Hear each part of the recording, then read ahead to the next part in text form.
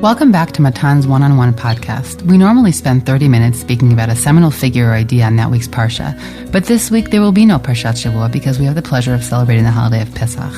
Before I get into what the topic of our mini session will be today, I just wanted to give a shout out to the summer program at Matan.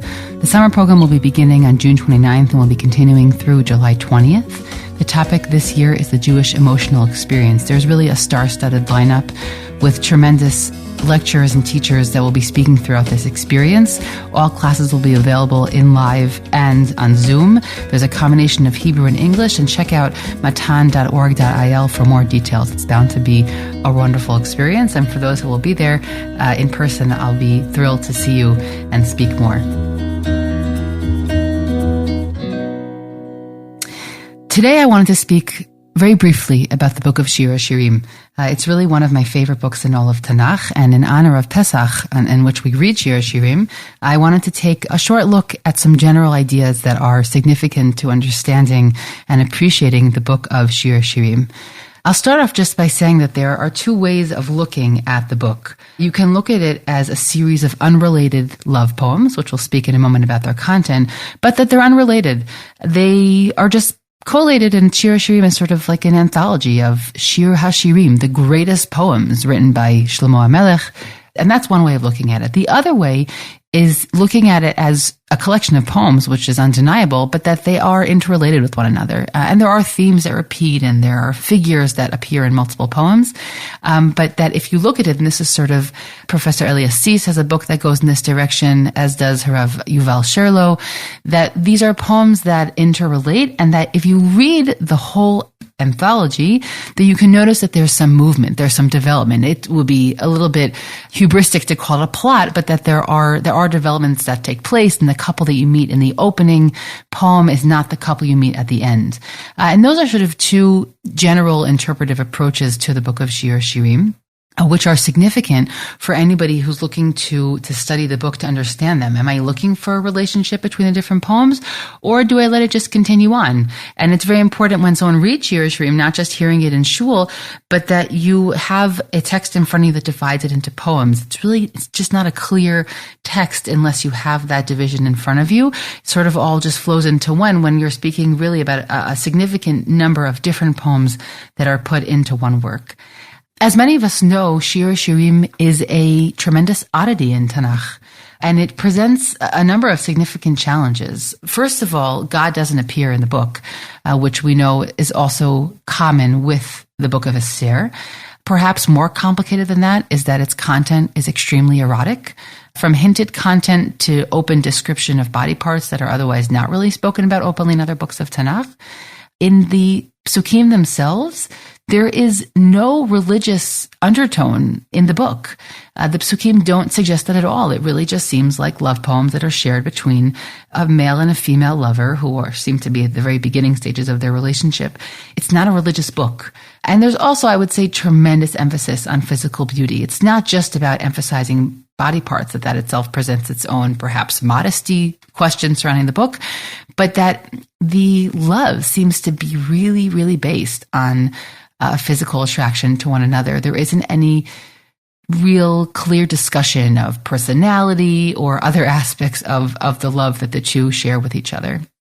And so for all these reasons, Shir Ha-Shirim is a challenge when it comes to how we understand its place and its significance in Tanakh.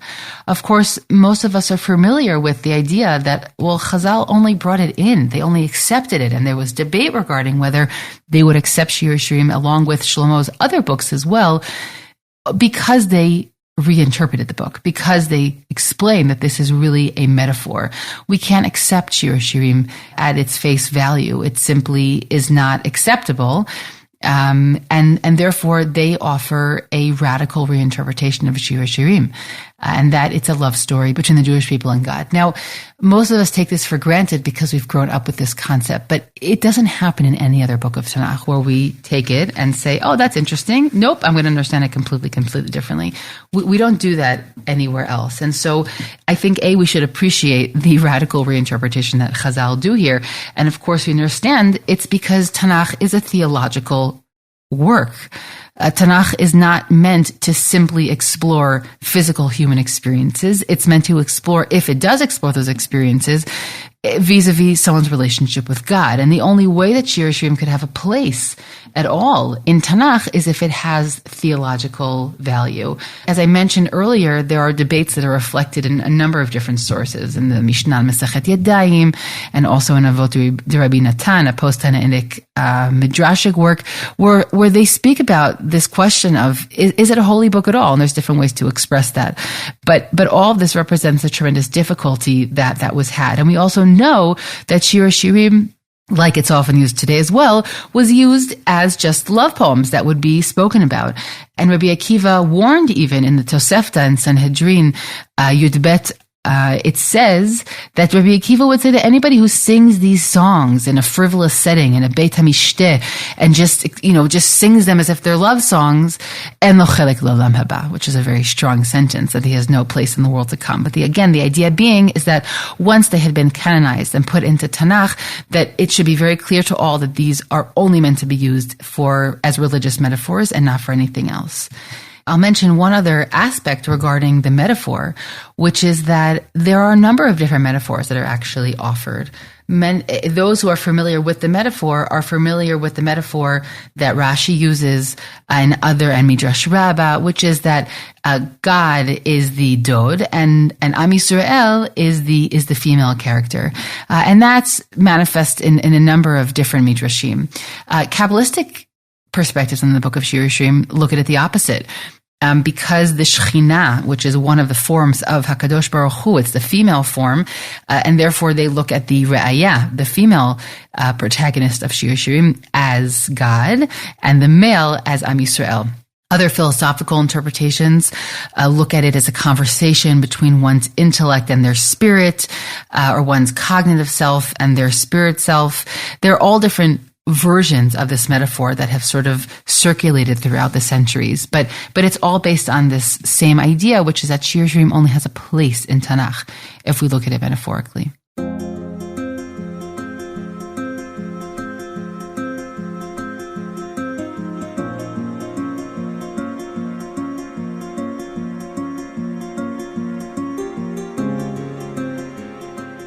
What I wanted to bring to our attention is that Chazal's reinterpretation may not be as radical as I first described it to be, because Tanakh in so many places describes a relationship with God through the language of romantic relationship. Words like ahav, chashak, davak, to cleave, yada, which literally means to know, but in multiple places in Tanakh refers to a sexual relationship. Kana, to be jealous, that God is jealous of us or jealous of the other gods we have been worshiping. And also the word Baal, which also means both spouse or husband, but it also is another phrase for the Canaanite gods. And there are all these words that are used. Now, again, it's used because we're limited as humans and how we can describe a relationship with God. How can we describe something that doesn't have clear form? So we describe it through the prism, or the Torah describes it through the prism of a relationship that we are familiar with. But all of these words that, connote tremendous closeness are used all over. I'll just take the example, for example, of a negative one, of zana, which literally means to harlot or prostitute. That is the phrase that is used over and over again when God speaks about how we behave when we worship other gods. When we worship other gods, it is no less than betraying our spouse, which is God. So that's one that comes up all over in Sefer Shemot and Sefer Dvarim, where we have this idea that our relationship with God should be likened to our romantic relationships. And I don't think we have to look too far to understand the shared foundations of these two kinds of love. They both necessitate tremendous trust, and perhaps we'll use the word emunah when we speak about God. They necessitate dedication and sacrifice. And these are two relationships that, to sustain them, we will always end up going through multiple stages in those relationships. There might be the infatuation stage, or what in the world of God we might call sort of the chazara b'tshuva. And then there will be sort of a fall at some point afterwards, or what in modern psychology we call the post-infatuation stage, that there is this element of feeling it's so clear, everything seems so right, my life feels fully aligned with Torah, or I understand that I can even get there. And then we have other stages of life where things are much more difficult. And we know, of course, as well, that in a love relationship, these stages are also present. Couples who find themselves very disillusioned, it's very often that happens after the infatuation stage comes to a close, and no one ever let them know that kind of can't eat, can't sleep, can't breathe, can't focus is not something that's necessarily meant to last forever. And so these are both relationships that require tremendous dedication and work to keep them sustained, while ultimately a life of Torah, and please God, also a life of a healthy, dynamic love relationship, are things that sustain us, that are sources of strength for us, and that persist over a lifetime and ultimately create a broader picture, but that we have to stick it out in those moments or stages that things are more difficult in order to get there.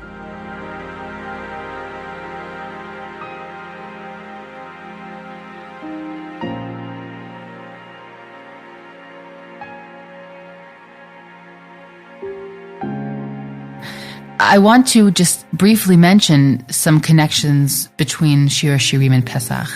And it really connects directly to what I just explained about sort of these different stages of love.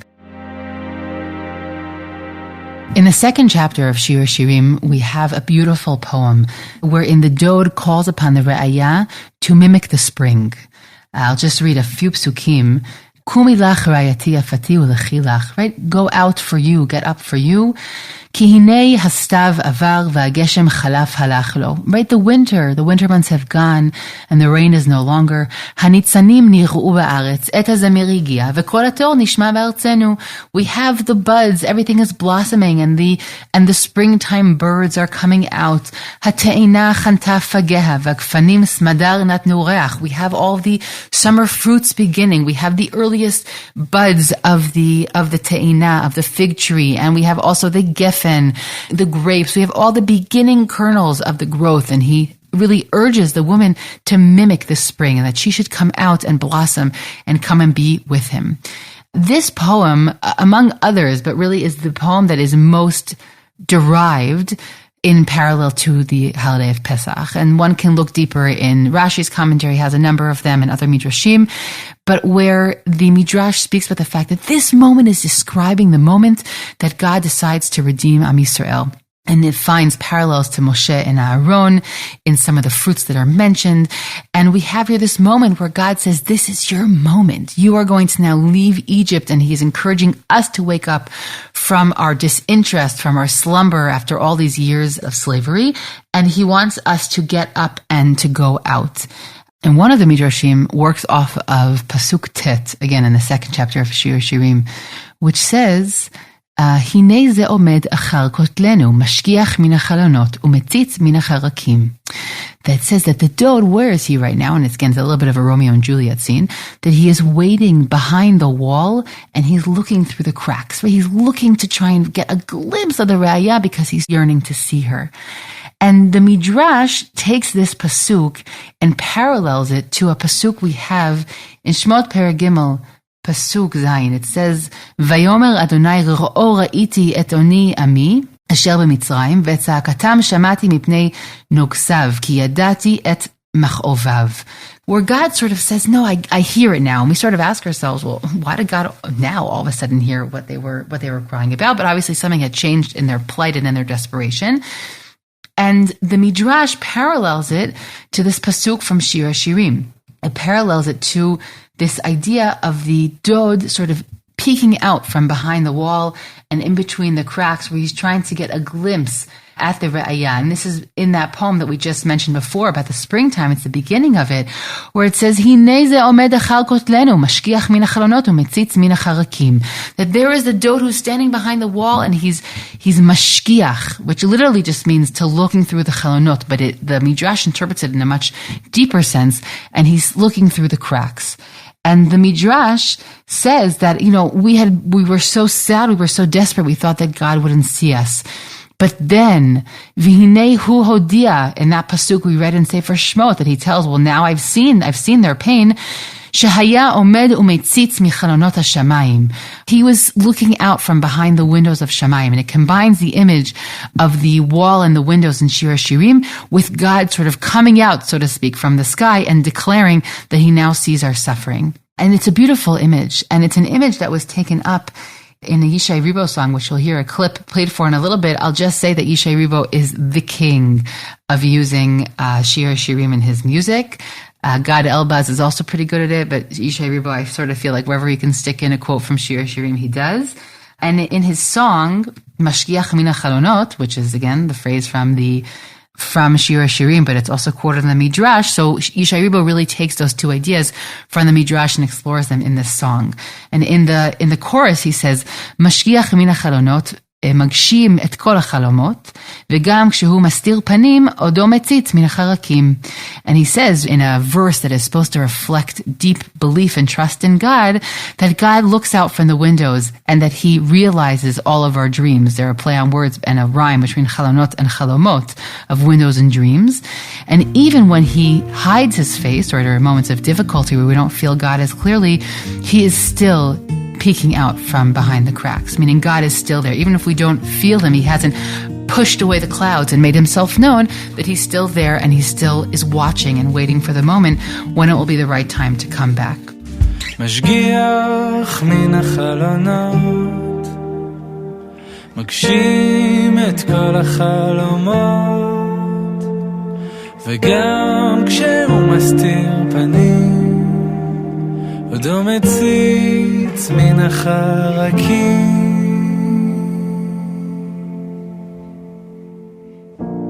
Now, to bring this mini episode to a close, I'll just say that Pesach really is the infatuation stage. In the infatuation stage, where again, modern science has shown that we have sort of a robust cocktail of hormones that helps us do the impossible, to commit to somebody else, to actually have a child, which is the evolutionary biologist perspective on all of this, that burst of hormone of can't eat, can't sleep, can't think is there to get us to do something really that is challenging and to a certain degree irrational. And in that moment where we are able to do the irrational and commit to another person, that same idea, I believe, is supposed to be brought in to our relationship with God. Pesach and Shir Ha-Shirim, as a sort of flagship expression, is the infatuation stage. It's the time where we're supposed to do the highly irrational and follow God into the desert. That is, often we look at the metaphor of a parent and child, and it's as if we were children in the desert and we were sort of nursing from our mother, specifically with the man and the water. But another metaphor that is no less powerful in this setting is the metaphor of a love relationship, that us going into the desert was us doing the irrational and following God because we were sort of lovesick. Now, there's a lot of disillusionment and challenge that meets us in that time period, but it's because it comes after that initial infatuation, that moment of a complete high where we'll go anywhere and do anything and follow this lover into the distance.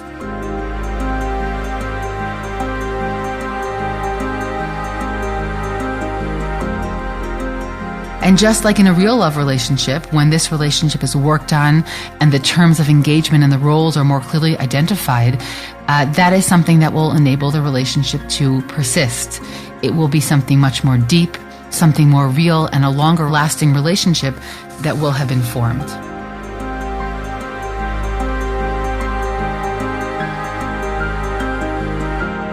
So let's fall in love this Pesach. Jump right in. We'll have plenty of time for harder looks and critical thinking during the 7 weeks of the Omer.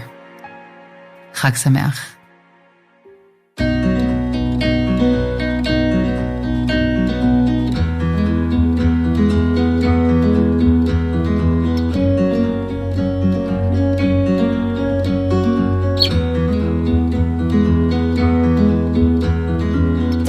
Do one-on-one and women's Torah learning a small favor by sharing this podcast with family and friends so that we can reach new listeners. You can stream and download these episodes on Spotify, iTunes, Google Podcasts, SoundCloud, and Matan's website. Don't forget to leave us a 5-star review in the comments. Please send us any feedback at podcast@matan.org.il. That's podcast@matan.org.il. Thanks for listening, everyone.